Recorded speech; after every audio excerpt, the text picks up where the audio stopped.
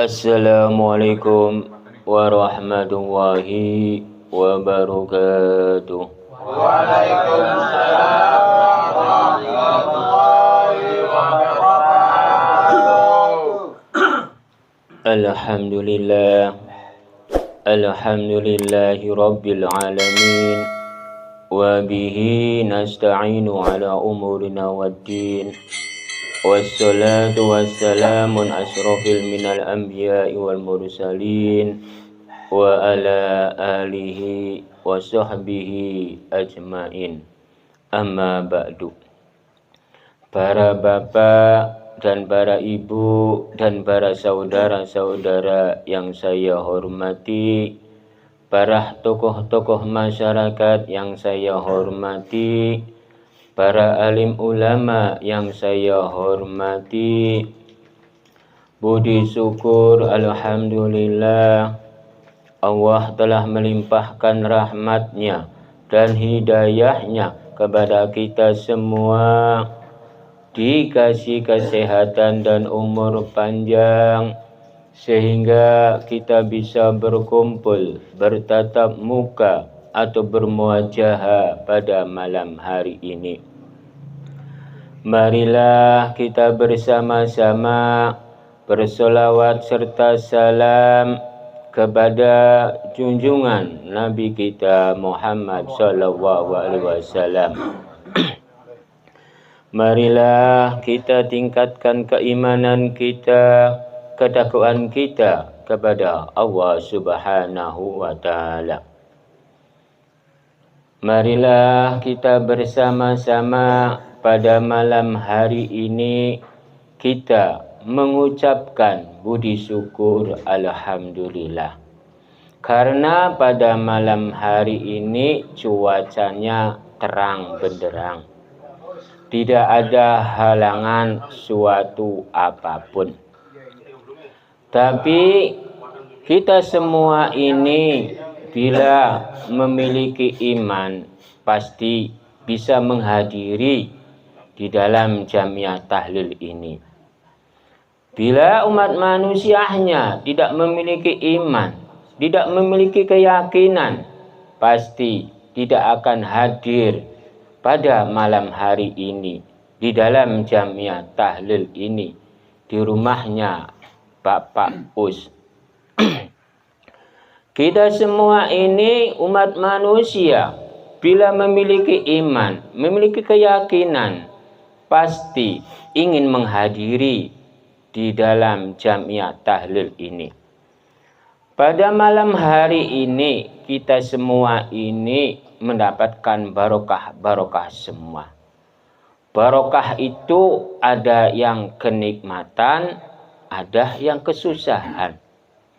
Contohnya pada malam hari ini, contohnya saya mendapatkan barokah sebuah batuk-batuk. Bila pada malam hari ini saya tausiahnya atau ceramahnya entar terganggu oleh batuk-batuk, saya mohon maaf yang sebesar-besarnya. Karena kondisi sayanya sekarang tidak fit. Kondisi sayanya sedang kurang normal, kurang sehat. Barokah-barokah itu ada barokah kesehatan, ada barokah yang kurang sehat. Jadi kita ini harus memaklumi, karena segala sesuatu umat manusia tentang apapun itu ada dua, barokah baik dan barokah buruk, perbuatan baik dan perbuatan buruk. Pada malam hari ini di dalam jamiah tahlil di rumahnya Bapak Us ini akan membahasnya di dalam kitab Pancerung Urip Sejatining Urip dan kitab Nurjati yang akan dibahas. Temanya, judulnya yaitu Dalan Iman. Kita semua ini memiliki iman, memiliki perjalanan semua. Di dalam tema yaitu dalan iman. Dal jaberda, dal kecil, ing manusahnya ajaroba saking Gusti Allah. Lam jaberlah maknanya jalan. Nun mati Gusti Allah gawe petunjuk. Alif jarei ing badane Gusti Allah tidak berbentuk, tidak berwujud, tapi nama, tidak berwarna. Hanya nama, nama ada ing rasa, rasa ada ing diri umat manusia. Mim jabermahnya maknanya Muhammad. Nun mati Gusti Allah gawe petunjuk. Kita semua ini udah ditunjukkan oleh Sang Pencipta, oleh Gusti Allah, bahwa seorang nabi itu seorang manusia, bahwa seorang nabi itu seorang makhluk. Contohnya di dalam mim jaber maknanya Muhammad. Seorang Nabi Muhammad itu dipastikan, diyakini itu seorang makhluk. Karena di dalam nun mati Gusti Allah gawe petunjuk. Mim jaber maknanya Muhammad. Gusti Allah telah menunjukkan bahwa Kanjeng Nabi Muhammad SAW itu seorang makhluk. Makhluknya umat manusia. Benar atau tidak para jamaah? Benar. Alhamdulillah jawabannya benar. Kita semua ini mengetahui tentang bahwa seorang nabi-nabi itu makhluk semua. Contohnya Nabi Musa, Nabi Isa, Nabi Daud, Nabi Sulaiman, Nabi Ibrahim, Nabi Muhammad, Nabi Khidir, dan nabi-nabi yang lain. Semuanya makhluk, semuanya manusia. Cuman kebanyakan orangnya itu semuanya dirubah. Karena perubahan itu bukan dari Gusti. Perubahan atas nama terhadap Kanjeng Nabi Muhammad SAW itu. Yang merubah itu umat manusianya. Karena umat manusianya entar perbuatan segala apapun entar yang menanggung umat manusia. Umat manusianya itu seorang nabi. Nabinya Nabi Muhammad. Yang saya contohkan ini Nabi Muhammad. Karena kebanyakan ulama-ulama yang besar, seperti para alim ulama, kiai, ustadz, gus-gus, atau buya-buya, atau habaib, atau para imam, atau yang lainnya, menerangkannya. Perbuatan-perbuatan umatnya Kanjeng Nabi Muhammad SAW itu entar yang ditanggung, entarnya menanggung itu nabinya. Nabinya itu Nabi Muhammad. Kata ulama-ulama yang besar yang menjadi kaumnya, umatnya Kanjeng Nabi Muhammad SAW itu, dia bilang syukur alhamdulillah karena nabinya bisa menanggung umatnya. Itu yang saya membingungkan. Golongan-golongan ulama berbicara seperti itu. Padahal segala sesuatu perbuatan-perbuatan itu, kalau di dalam kitab Pancorep Sejatin Urip, di dalam kitab Nurjati, itu tergantung ing kawitannya perbuatan-perbuatan umat manusianya ing alam dunianya. Entar pembalasan-pembalasan ing alam kuburnya atas perbuatan-perbuatan ing alam dunianya. Kalau di dalam kitab Nurjati dan di dalam kitab Pancorep Sejatin Urip penerangan seperti itu, berarti perbuatan nabi untuk nabinya, perbuatan umatnya untuk umatnya. Kalau melihat penerangan-penerangan dari ulama-ulama yang besar, umatnya Kanjeng Nabi Muhammad SAW, khususnya orang Islam, entar tertolong oleh syafaat-syafaat Nabi. Itu yang saya membingungkan seperti itu. Padahal yang menolong itu bukan agamanya, bukan kitabnya, bukan nabinya. Yang bisa menolong itu dirinya sendiri, perbuatannya sendiri. Karena perbuatan nabi untuk nabinya, perbuatan umatnya untuk umatnya. Saya contohkan, bila ada orang mencuri, contohnya anaknya, anak saya sendiri, contohnya mencuri. Apakah itu yang menanggung bapaknya, para jamaah? Tidak. Dipastikan tidak. Karena yang berbuat itu anaknya, bukan bapaknya. Entar itu yang dipenjara itu, entar anaknya, bukan bapaknya.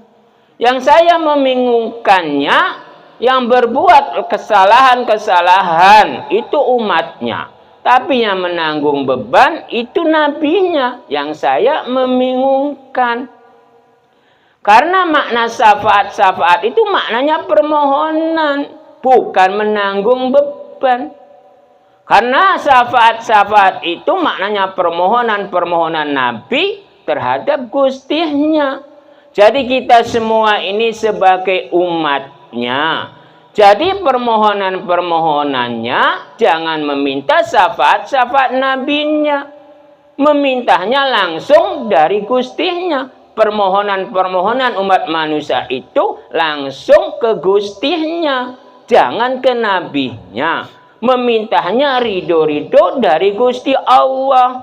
Jangan memintanya syafaat-syafaat nabinya. Nabinya saja permohonannya terhadap Sang Pencipta, terhadap Gusti Allah.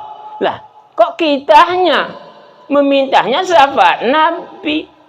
Berarti Tuhan itu, Gusti Allah itu, Sang Pencipta itu, Inggusne itu berarti dinomorduakan oleh golongan-golongan orang-orang Islam. Bila menduakan Tuhan, menduakan Allah, menduakan Sang Pencipta, menduakan Inggustine, di hukum Islam itu apa, para jamaah? Dipastikan menduakan Tuhan itu murtad, musyrik, sesat. Berarti kita semua ini janganlah di dalam kesesatan-kesesatan itu. Karena salah paham, karena tidak mengerti tentang permohonan. Karena seorang makhluk itu tidak bisa menanggung beban. Yang bisa menanggung beban itu dirinya sendiri. Segala sesuatu perbuatan-perbuatan umat manusia itu entarnya dirinya sendiri yang menanggung beban. Karena di dalam alif jari'i ing badane Gusti Allah tidak berbentuk, tidak berwujud, tapi nama, tidak berwarna. Warna itu ada ing rasa, rasa itu ada ing diri umat manusia. Bila umat manusia antar berbuat pasti merasakan, yang tidak berbuat pasti tidak merasakan. Kok yang berbuat salah itu umatnya, kaumnya? Kok Nabi yang menanggung beban? Lalu perbuatan Nabi, kok yang menikmati, yang menanggung beban kaumnya, umatnya? Mana mungkin? Perbuatan Nabi untuk nabinya, perbuatan umatnya untuk umatnya. Itu semua Nabi, semua makhluk itu untuk dirinya masing-masing, perbuatan-perbuatan itu.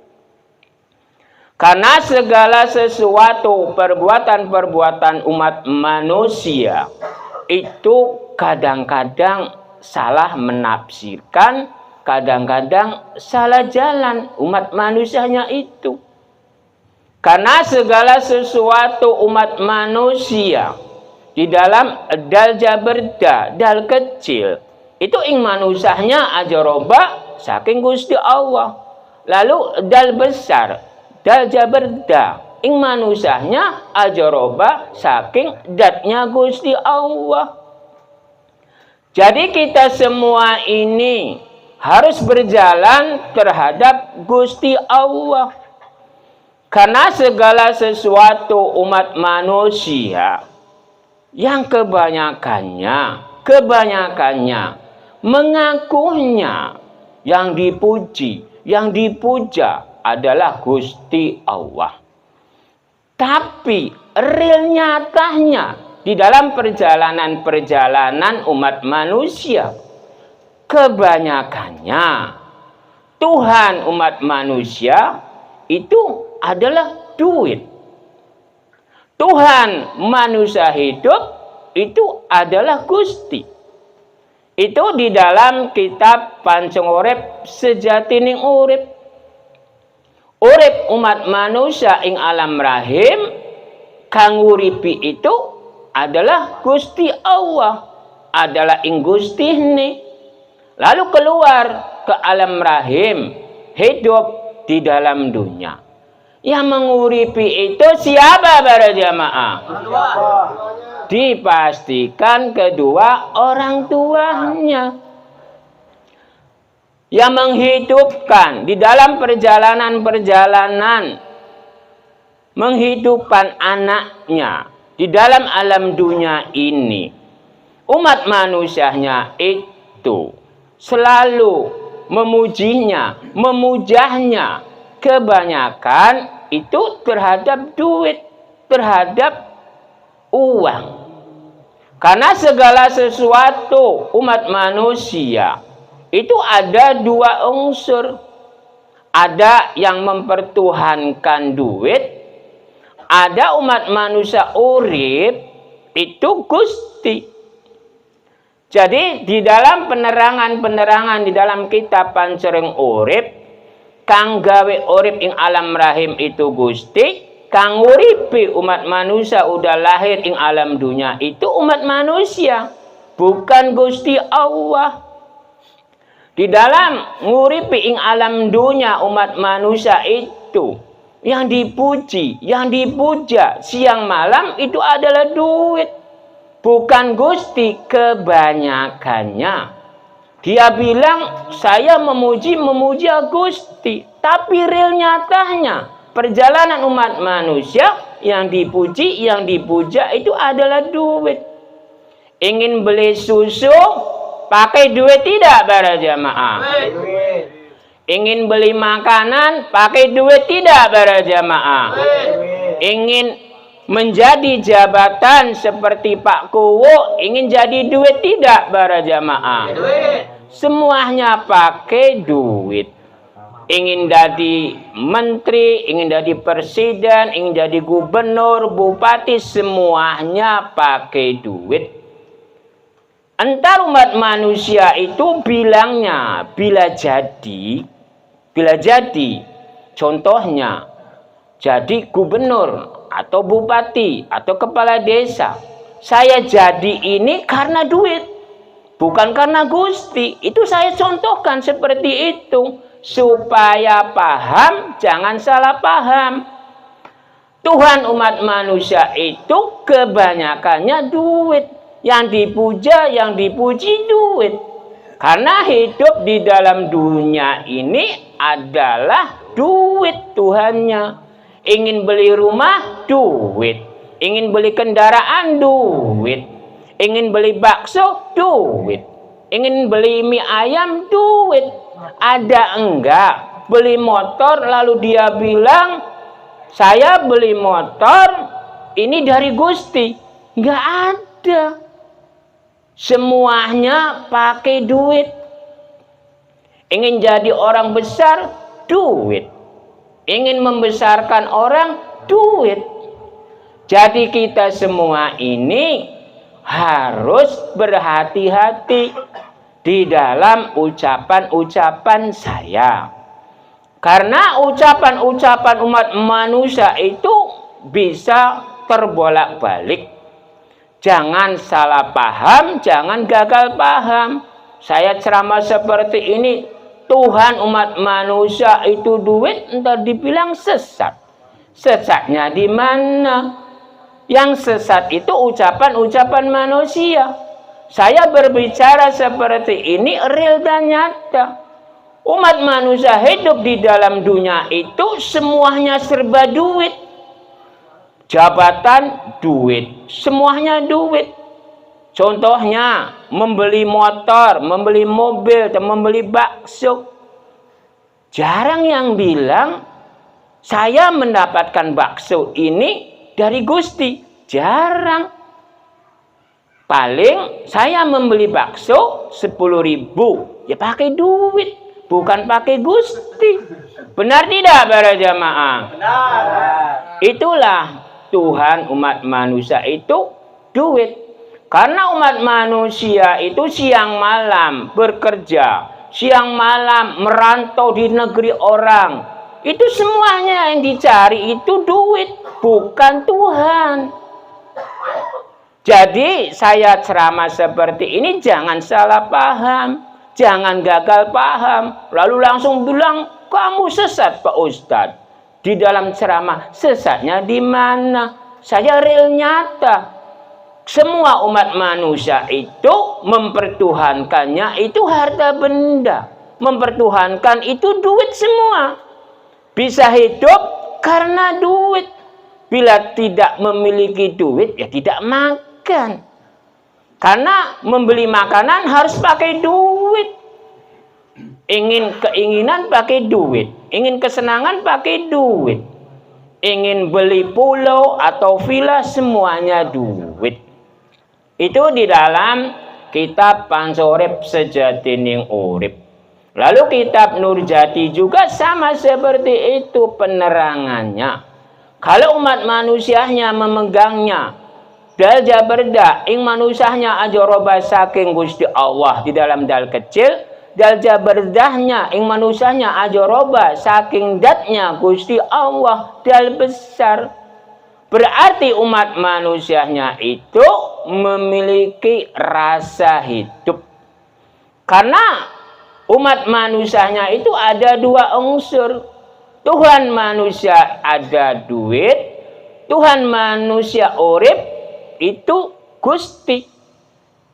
Bila umat manusianya mempertaruhkan tentang dua keadaan itu, karena kebanyakan umat manusia, bila umat manusia keimanannya, keyakinannya tidak kuat, itu pasti yang diambil itu duit.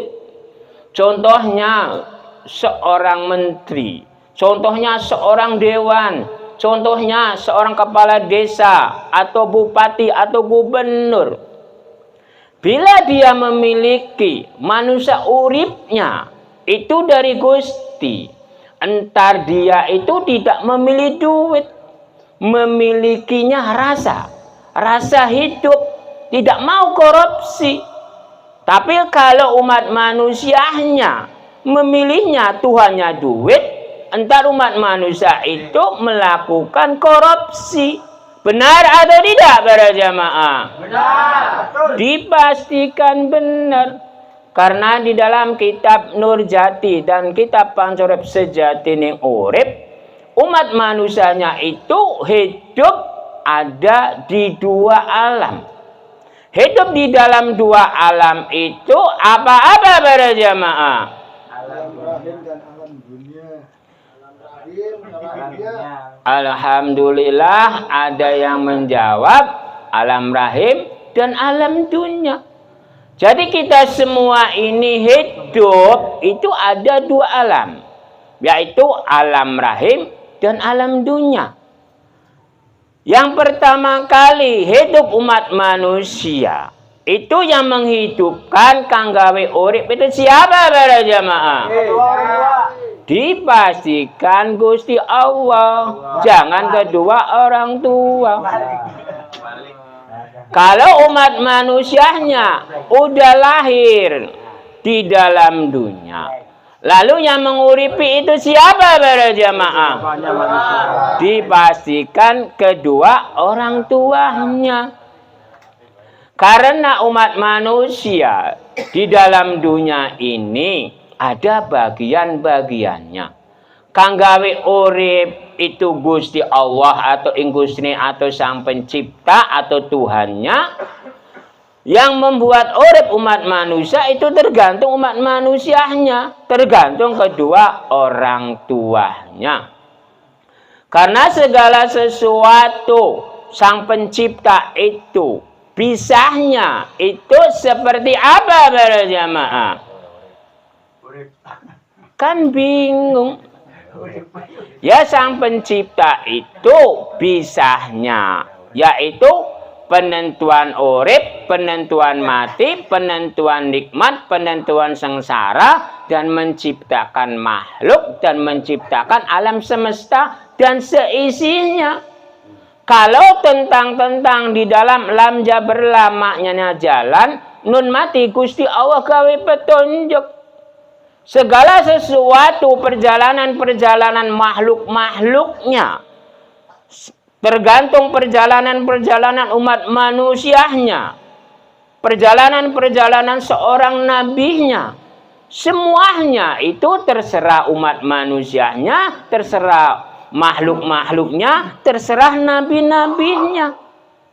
Gusti Allah telah menunjukkan di dalam kitab Pangsurip Sejatining Urip, Sang Pencipta itu hanya menentukan hidup, penentuan mati, penentuan kesenangan dan kesengsaraan, lalu menciptakan alam semesta dan isi-isinya.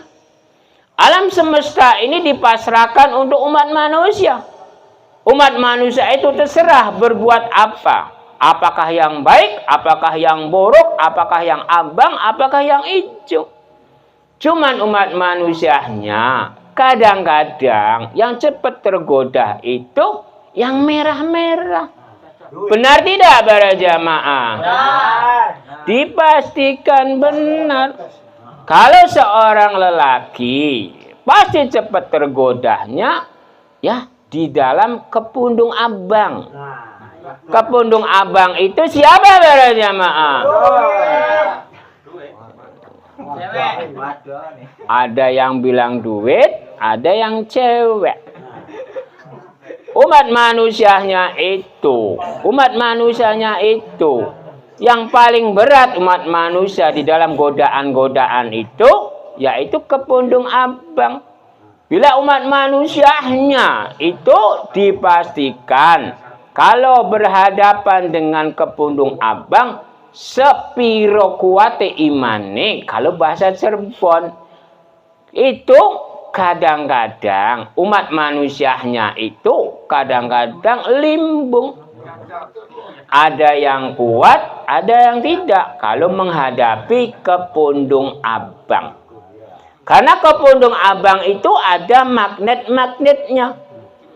Karena di dalam kitab Pangsurip Sejatining Urip, bibit umat manusia saja hampir tergoda oleh Siti Hawa. Mau melakukan nafsu di dalam surgawi. Tapi syukur alhamdulillah tidak melakukan. Berarti di dalam surgawi itu masih bersih, masih suci. Belum ada perbuatan-perbuatan nafsu. Karena Nabi Adam alaihi salam dipesan oleh Sang Pencipta atau Gusti Allah itu di dalam surgawi itu adalah janganlah mendekati nafsu. Cuman namanya manusia, kalau dikasih tahu, kalau dikasih peringatan, itu sifatnya penasaran, ingin mencoba. Benar tidak para jamaah? Karena umat manusianya itu sifatnya penasaran. Karena umat manusianya itu dari turunan-turunan Nabi Adam alaihi salam. Kita semua ini mau melakukan yang tidak baik. Karena umat manusianya dari asal-usul Nabi Adam juga mau melakukan yang kurang baik di dalam surgawi. Yaitu mau melakukan nafsu di tempat itu.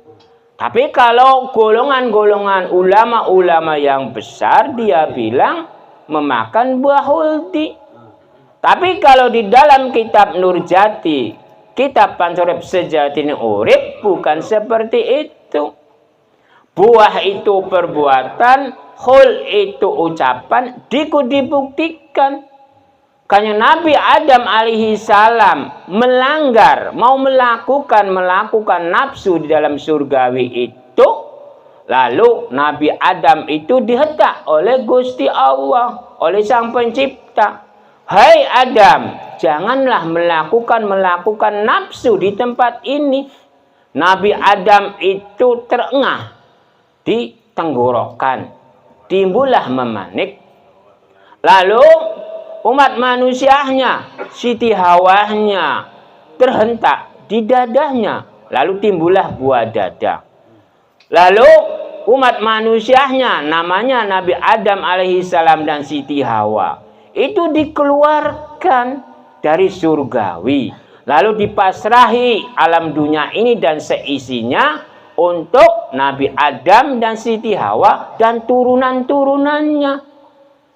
Hai Adam, tempatilah alam dunia ini dan seisinya untuk kamu, dan peliharalah alam dunia ini, lestarikan alam dunia ini. Nah, pesan Sang Pencipta ke Nabi Adam alaihissalam seperti itu. Cuman umat manusianya, namanya manusia, jadi umat manusianya itu di dalam kekurangan-kekurangan, di dalam kesalahan-kesalahan, itu ada kesempurnaannya. Nabi Adam alaihi salam di dalam surgawi itu belum memakan sedikit pun, belum memakan pisang atau air atau apapun.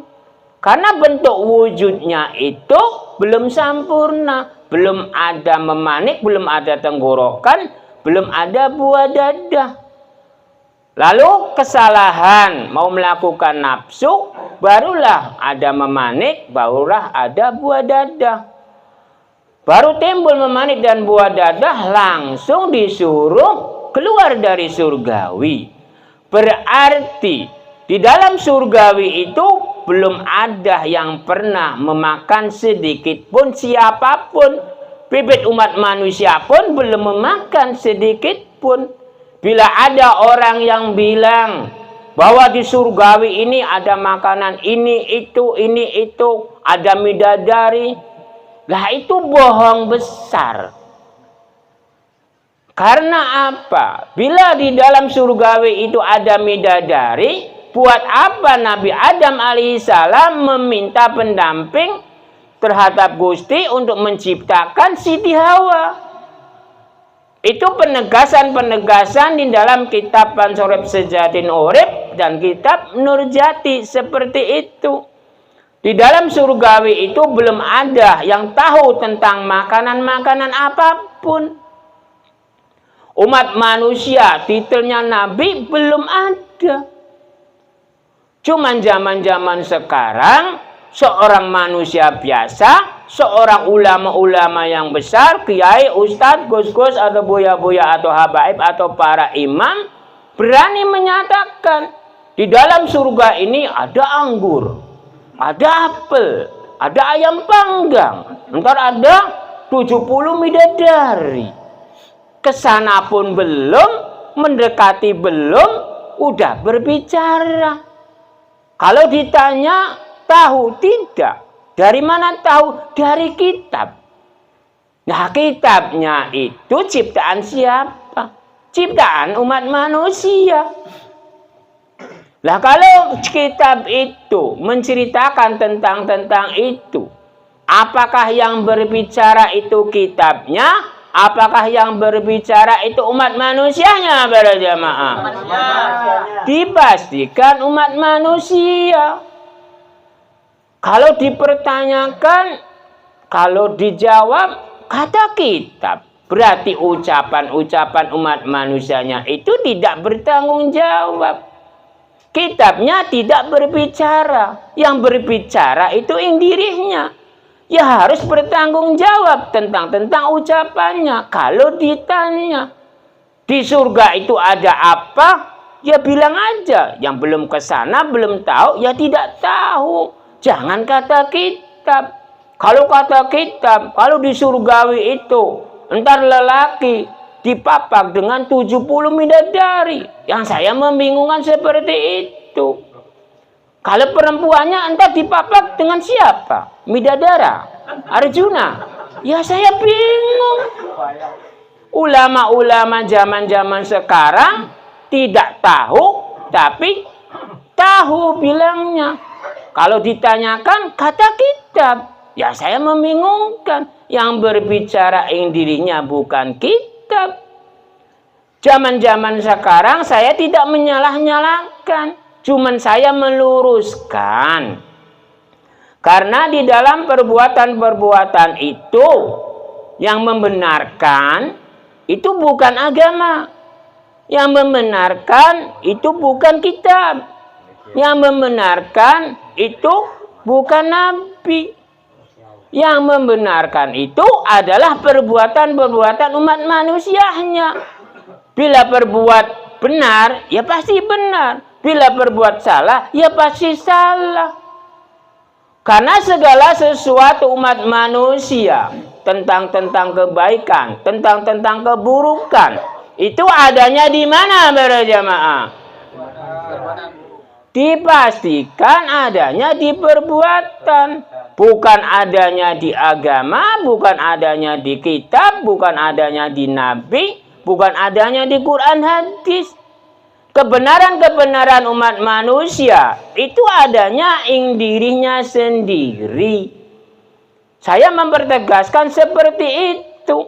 Karena antar besok yang dimintai pertanggungjawabannya itu bukan nabinya, bukan seorang agamanya, atau kitabnya, atau Quran hadisnya yang dipertanyakan.